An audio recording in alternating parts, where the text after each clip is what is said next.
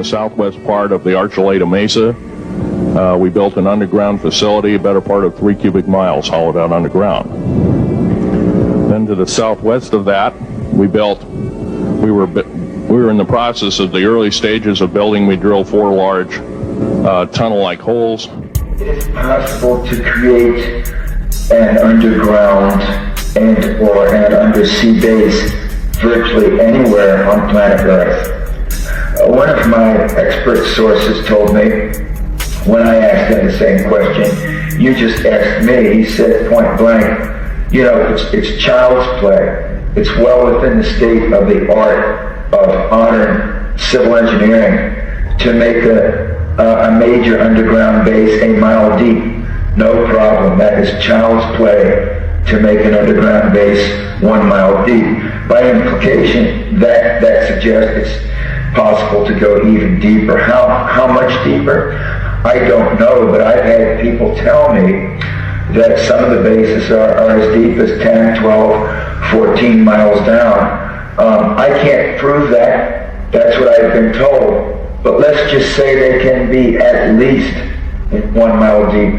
Okay, so if they're 1 mile deep, how would they make that? Like, can you state possibly a piece of technology that you came across in documents you were researching, or? Oh yes. Since at least the 1950s, the mining and civil engineering industries have had the capability to sink major shafts straight down 1, even 2 miles or more, and then to tunnel out from the bottom of the shafts, whether for mining purposes or for other purposes, and create tunnel complexes. Well, the most common form is to use very hard cutting heads on the tunnel boring machines that rotate. It would be like a huge version of the drills used in the petroleum industry and natural gas industry to drill their deep underground boreholes. Only these would be used mostly, not only, but primarily in a horizontal mode, and would have a far larger diameter. But yes, the cutting head would use diamond heads and extremely hard metallic alloys that would cut away the rock and gouge their way through. And then behind the cutting head, there's a system of conveyors that take the crushed rock back behind the machine, and it can be carried away down the tunnel either by conveyors or through a slurry pipe or through narrow gauge railways. All 3 of these methods are in wide use in the mining industry and underground tunneling industry. I've heard theories of also nuclear powered drills. Yes, I cite this technology in my first book. These are called subterranes, subterrene. Subterranes are nuclear powered. They use a small fission nuclear reactor. The nuclear reactor is contained within a machine. It heats up a reservoir of lithium into a liquid form. The lithium is a metal, by the way, but it's heated up and it's circulated tubing through the cutting edge or cutting face of this nuclear tunnel boring machine.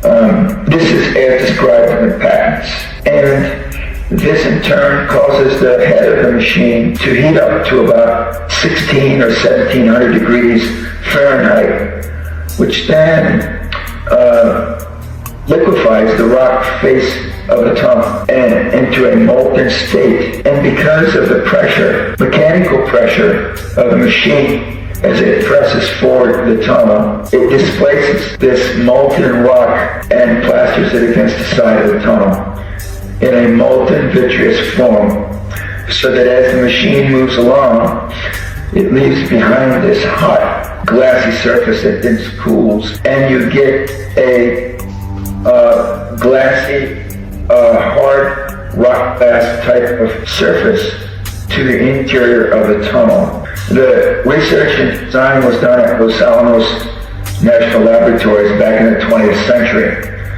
And right about towards the end of the Vietnam War and coming forward, there was an R&D effort, and there were some patents granted to the research team at Los Alamos.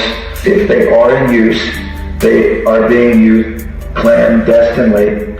At a minimum, there are dozens of estimated secret bunkers and hidden military installations for the continuity of government in case of nuclear attack or other extreme scenario. And many people know that it was put into operation on the day of 9/11. And for years, I've heard the accounts and the rumors about the network of secret underground bases connected by railway tunnel with hyperfast trains spread out all across the country. But because of the very nature of these secret underground structures, it's very difficult to confirm. And besides, a lot of it gets caught up in stories about extraterrestrials and crazy things allegedly going on in these places.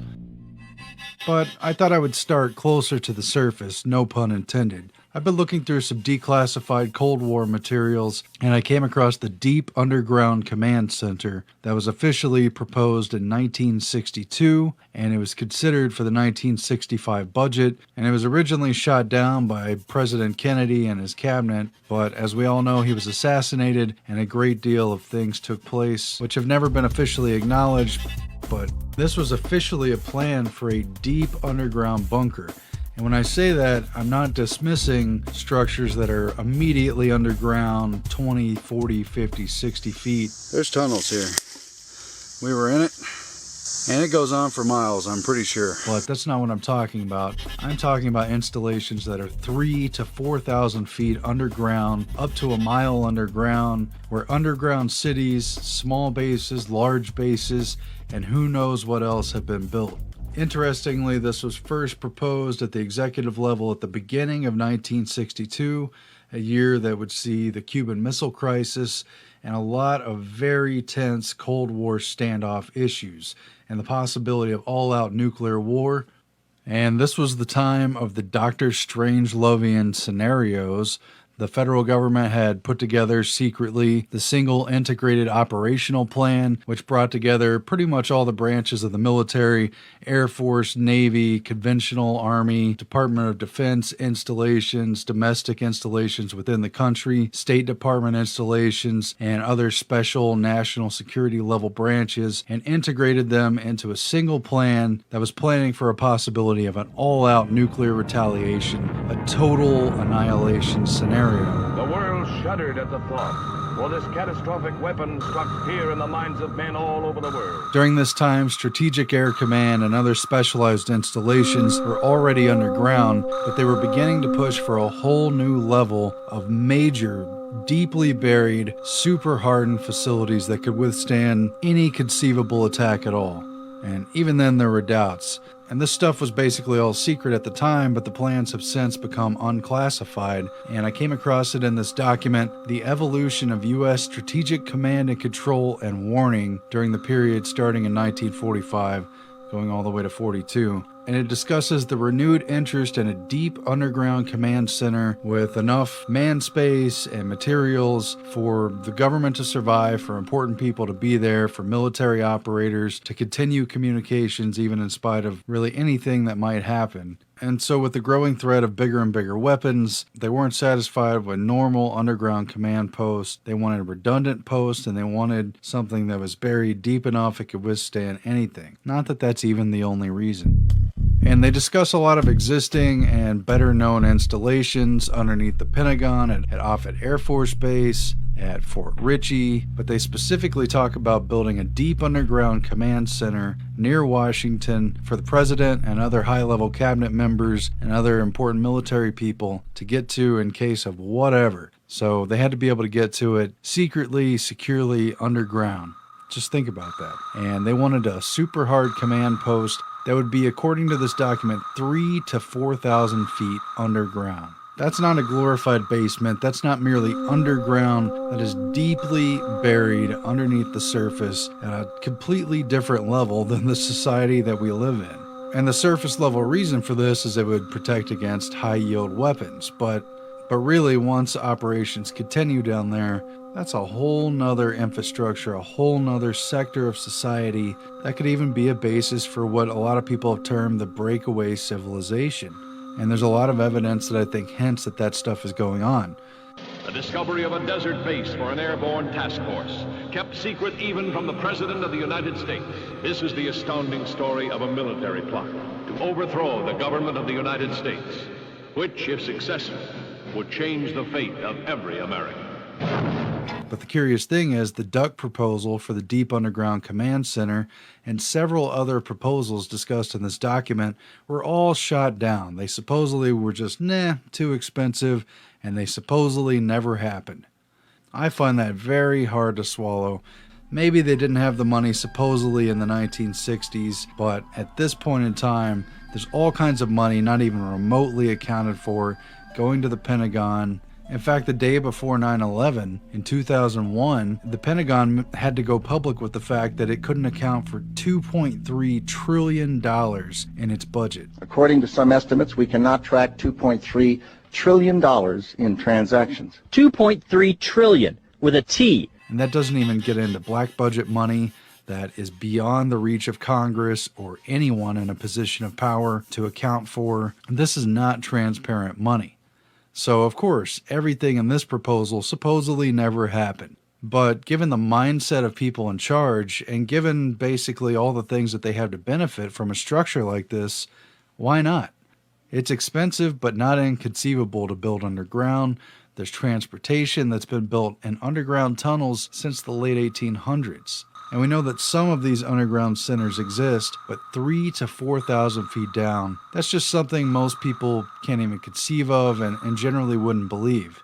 But the drilling equipment exists, the tunnel boring machines exist, and these things probably are down there. It's just difficult to say exactly how many, exactly where, and exactly how far down they are without some kind of advanced technology to map that stuff out. Of course, they want it to be secret. It's a national security issue, whatever.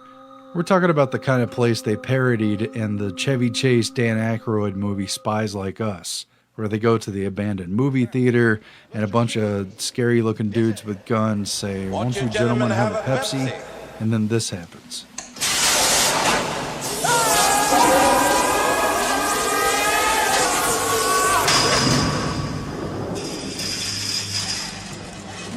Some kind of facility that looks limited, benign, abandoned, what have you, supposedly leading to a super elevator that goes deep, deep, deep under the ground to a facility that has multi-levels, almost unlimited square footage, and army personnel hiding out down there like ants. I mean, if you ever thought the military command structure resembled ant hives, it becomes literal at the point where you factor in the deep underground command centers. The problem is, they change these acronyms around. So first it surfaces in proposals as a deep underground command center. There's another proposal in the same document for the PACCS plan, which was an airborne command post, and it involved several phases of operation.